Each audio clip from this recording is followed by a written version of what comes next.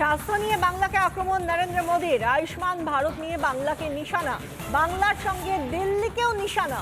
আয়ুষ্মান ভারত নিয়ে রাজনীতির অভিযোগ, বাংলা ও দিল্লি সরকারের বিরুদ্ধে অভিযোগ। নিখরচায় চিকিৎসা পান সত্তরোর্ধ্ব মানুষরা। দুই রাজ্যের সরকার জনতাকে প্রকল্পের সুবিধা নিতে দিচ্ছে না, রাজনীতি করে প্রকল্প দূরে সরিয়েছে।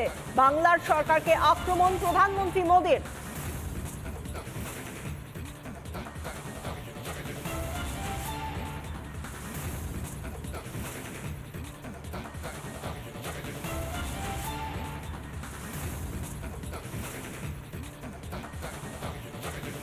दिल्ली के 70 साल के ऊपर के जितने बुजुर्ग हैं और पश्चिम बंगाल के 70 साल के ऊपर के जितने बुजुर्ग हैं, उनसे क्षमा मांगता हूं कि मैं आपकी सेवा नहीं कर पाऊंगा। मैं उनसे क्षमा मांगता हूं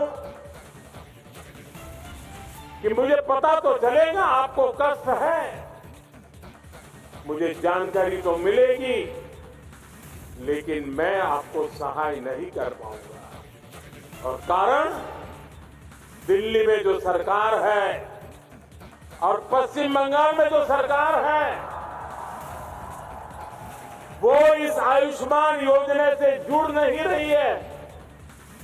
अपने राजनीतिक स्वार्थ के लिए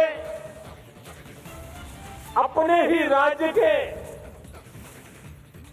बीमार लोगों के साथ जुल्म करने की वृत्ति, ये प्रवृत्ति मानवता की दृष्टि से किसी भी तराजू पर खरी नहीं उतरती। और इसलिए मैं पश्चिम बंगाल के बुजुर्गों की माफी मांगता हूं, मैं दिल्ली के बुजुर्गों की माफी मांगता हूं।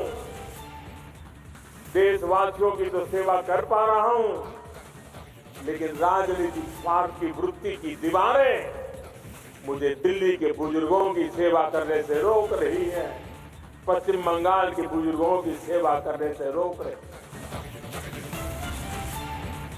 বাংলার মানুষকে আয়ুষ্মান ভারতের পরিষেবা থেকে বঞ্চিত করছে এ রাজ্যের সরকার, এভাবেই আক্রমণ করেছেন বাংলার সরকারকে প্রধানমন্ত্রী মোদী। গত রবিবার আমরা শুনেছিলাম কেন্দ্রীয় স্বরাষ্ট্রমন্ত্রীর গলাতেও একই সুর। তিনি সেদিন ঠিক কি বলেছিলেন অমিত শাহ, শুনুন।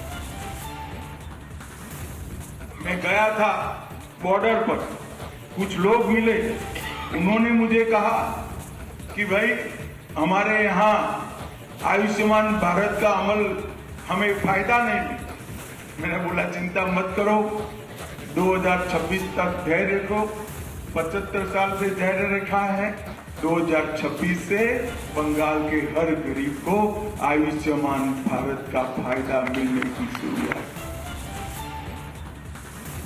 এই নিয়ে কি বলছেন সিপিআইএম নেতা শ্রমিক লাহিড়ী, শুনুন।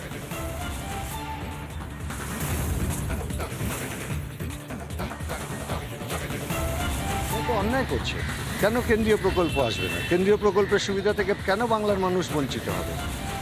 রাজ্য সরকারেরও প্রকল্প চলবে, কেন্দ্রীয় সরকারেরও প্রকল্প চলবে। এটাই তো আমাদের দেশের যুক্তরাষ্ট্রীয় কাঠামো।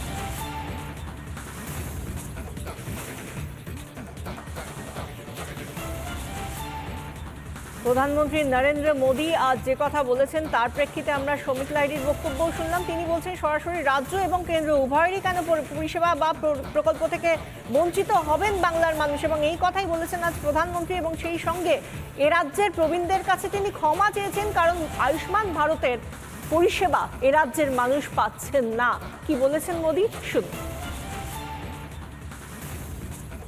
मैं दिल्ली के 70 साल के ऊपर के जितने बुजुर्ग हैं और पश्चिम बंगाल के 70 साल के ऊपर के जितने बुजुर्ग हैं, उनसे क्षमा मांगता हूं कि मैं आपकी सेवा नहीं कर पाऊंगा।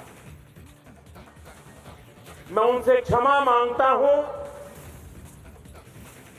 कि मुझे पता तो चलेगा आपको कष्ट है, मुझे जानकारी तो मिलेगी, लेकिन मैं आपको सहाय नहीं कर पाऊंगा। और कारण, दिल्ली में जो सरकार है और पश्चिम बंगाल में जो सरकार है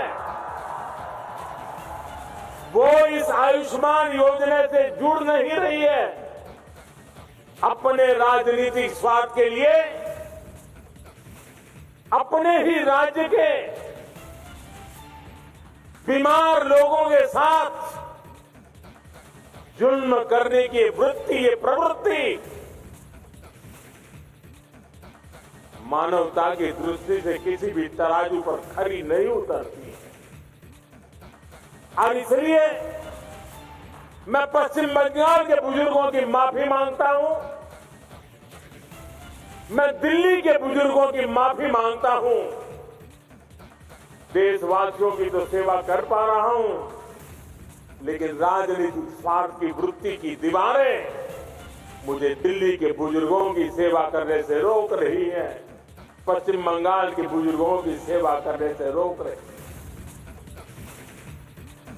স্বাস্থ্য নিয়ে বাংলাকে আক্রমণ মোদির আমরা বিভিন্ন সময় দেখতে পাই যে এখানে এ রাজ্যে আমরা কোথাও কোথাও গিয়ে গরিব মানুষ বলে থাকেন যে তারা পরিষেবা পাচ্ছেন না চিকিৎসার, তাই নিয়েই এবার মমতাকে দুষলেন প্রধানমন্ত্রী।